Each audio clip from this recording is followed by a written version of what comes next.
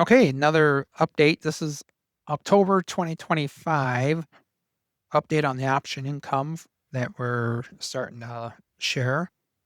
So I'm calling this one the subtitle Trading Options has allowed me to retire sooner than later and volunteer doing things that make me happy. My job that I retired from, I worked from home.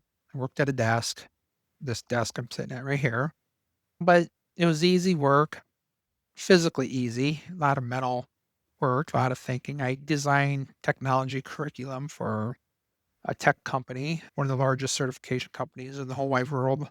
If you're into tech, you definitely know this company. So anyhow, made good money, but I was still stuck working 8 hours a day doing stuff, and got to the point where I'm like, do I need to work anymore? At the same time, I was starting to convert things to income streams as far as dividend and distributions from ETFs. Some things were invested in, and there's some videos on that. And then for the past 5 years or so, I've been selling options on the side, and I never really kept really good track of exactly how much I was making. Part of that was people say, "What do you mean you can't keep track? Don't you have to file tax returns and report the income?"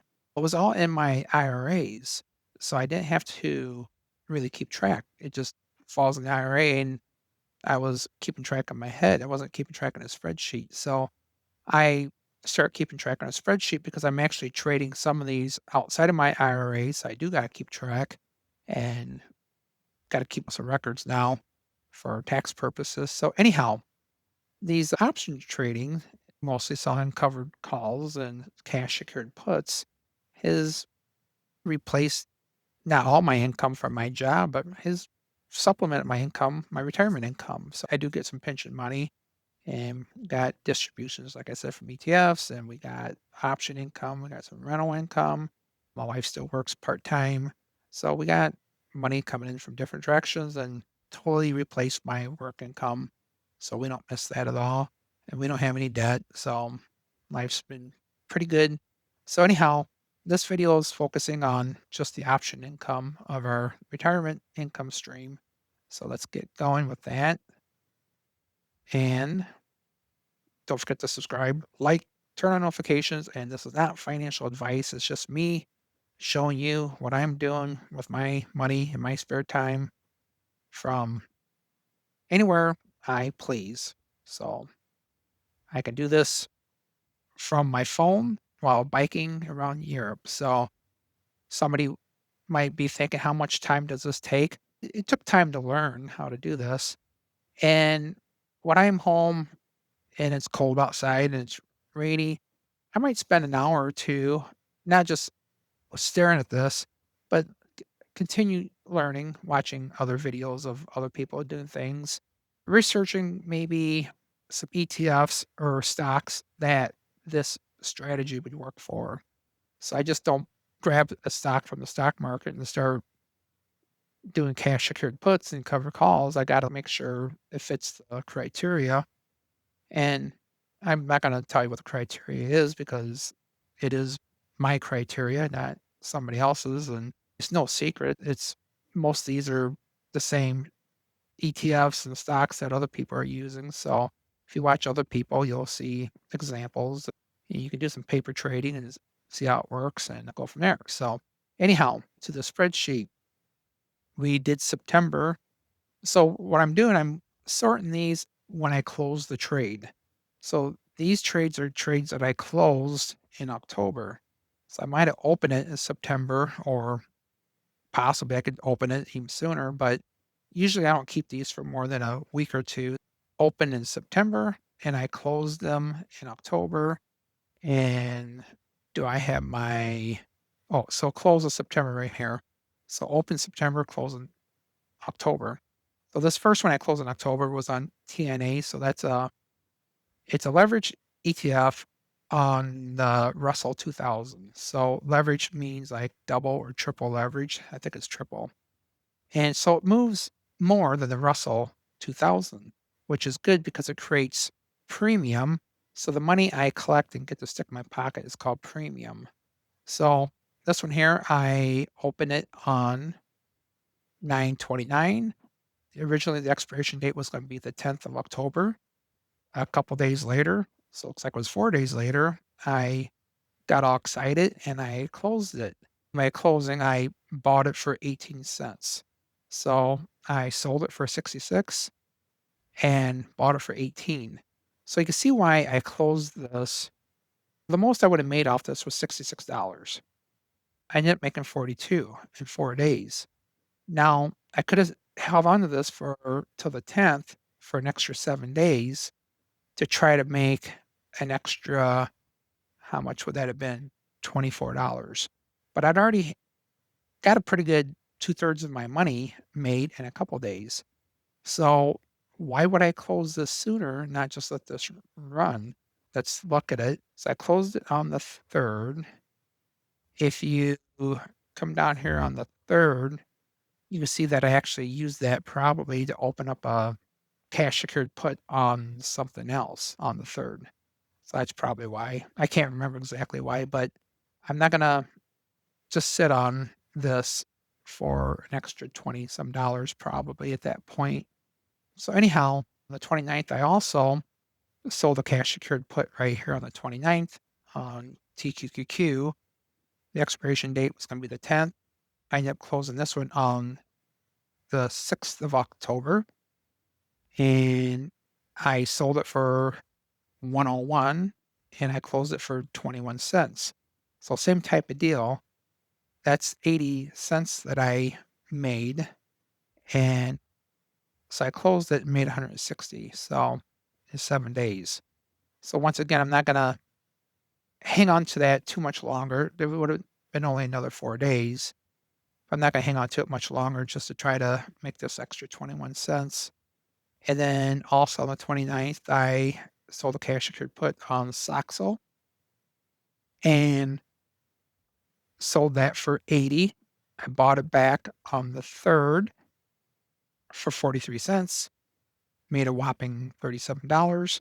But hey, that's $37 I never had until on October 3rd.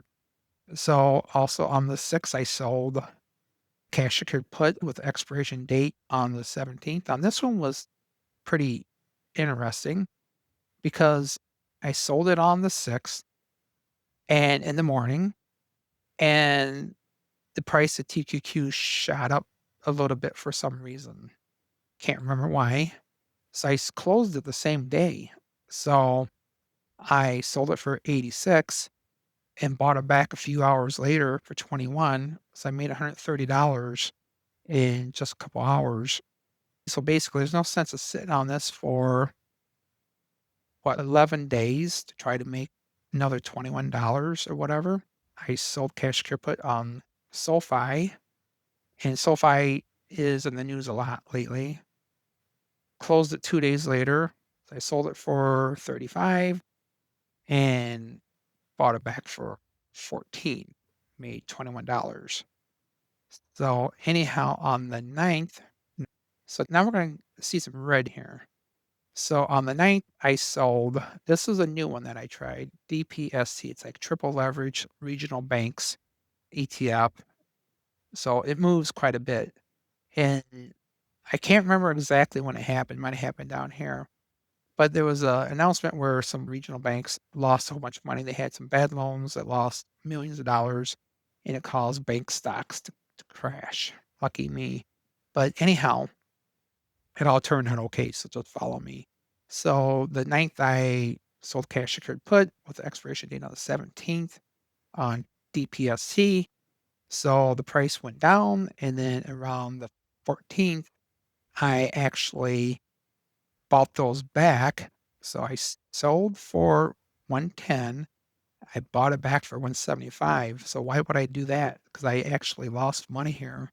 But what I did, I rolled it forward. So I'm not going to explain what rolling is, but I rolled it forward. I sold it again. I bought it back and sold it at the same time. I kicked it down the path for another week. So I originally had, we were at the 17th. So I kicked it down for another week till the 24th. Around the 20th, things still weren't going great. If you look over here, I originally bought it for 350 and now I sold it for 560. So I lost 210.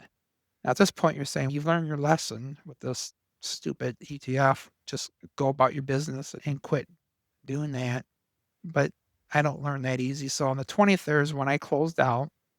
Over here on the 20th, I sold another cash secured put on the same stupid ETF. This time I kicked it down to another week later. My prayers came true. Things turn around. That ETF start coming back up. So there on the 27th, I bought it back for 225.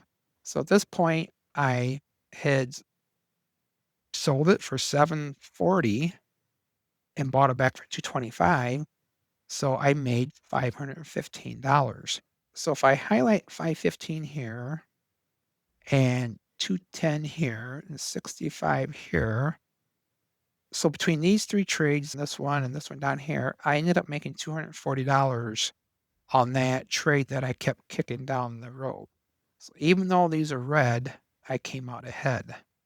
And then if I go back here to this one where I lost 40 on SoFi, I got out of that on 1014.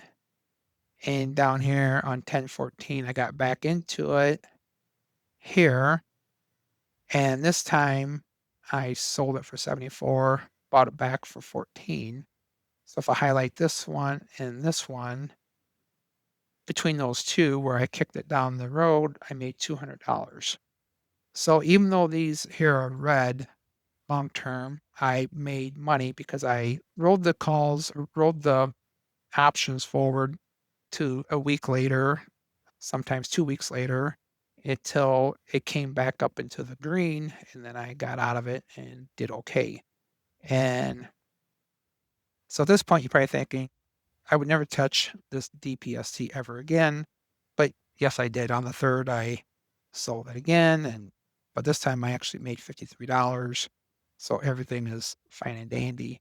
So I know I skipped a few here. TQQQ was another one here that I was in the red with right here. So on the 16th, I only had that for a couple days and it went down. And so I rolled it forward. I'm surprised I didn't keep that for a little longer here. I don't think I got the dates wrong because down here on the 16th, I sold another cash secured put on TQQ here. This time I sold it for 408 and bought it back for $1.17. So I made $582 on that one. And so that was so the 16th I sold it and the 20th I bought it back. So that was only held that for 4 days over here. And let's see, what else do we got? Any other big money makers? We already talked about this 515. This one here, another SoFi. Sold it on the 14th, bought it back on the 20th sold it for 74, bought it back for 14.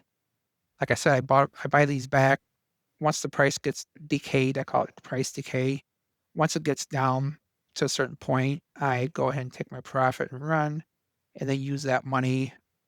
So the 24th here, looks like I closed a whole bunch of things on the 24th. Didn't roll them forward probably because of the way the stock market was going. The prices were probably going up at that point. So a couple of the last ones here, another SoFi. Let's go back to this cash secured put because we haven't talked about this one. So on the 25th, I sold a cash secured put. So these are shares of QQQ that we own. And instead of saying I'll buy these at a certain price, I'm agreeing to sell my shares at a certain price.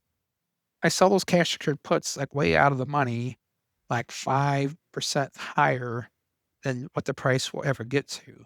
So at the time, QQQ was probably trading for, let's say, 595, the actual shares of ETFs.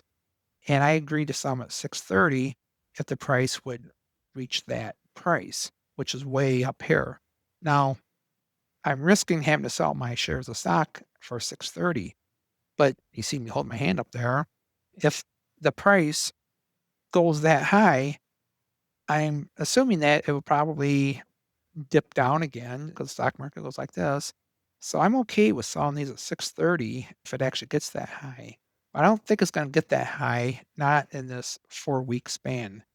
I got out of that trade on the 14th, and it did end up going up to 630, I think, and went past that a little bit. I don't know if it did it before the 24th, but it did before the end of the month.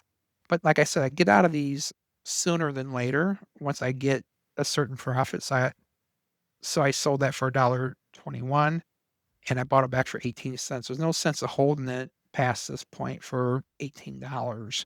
So for two contracts, I made $206. At the same time, I did a 2 contracts on SPY, the same type of deal, made $260.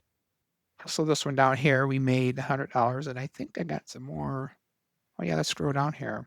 All right, so now this is getting scary. Let's go ahead and go all the way down to here, and I'm missing some things here. So I did a sort. These 2 here are supposed to be up here. So let me see if I can resort this. Okay, those popped up there. I gotta change my line to be up there. But anyhow, one of these ran out. So this one here, I sold a cash secured put on QQQ on the 22nd, saying the expiration would be on the 31st. What happened was QQQ was hovering above 631 for several days. So I couldn't close it early because I would have lost money. And what I decided to do is just let it go. And then if I was assigned, I would have had to sell these shares for 630. But what happened was on the 31st, the price actually dipped down to 629. So this expired. It ran all the way down to 0, and I didn't do anything with it. It just expired. So I got to keep the whole $186 here. And the other thing I'll mention, so Amazon, the double leveraged Amazon AMZU, on the 30th, I sold a cash secured put, and earnings was going to be announced on the 30th after hours.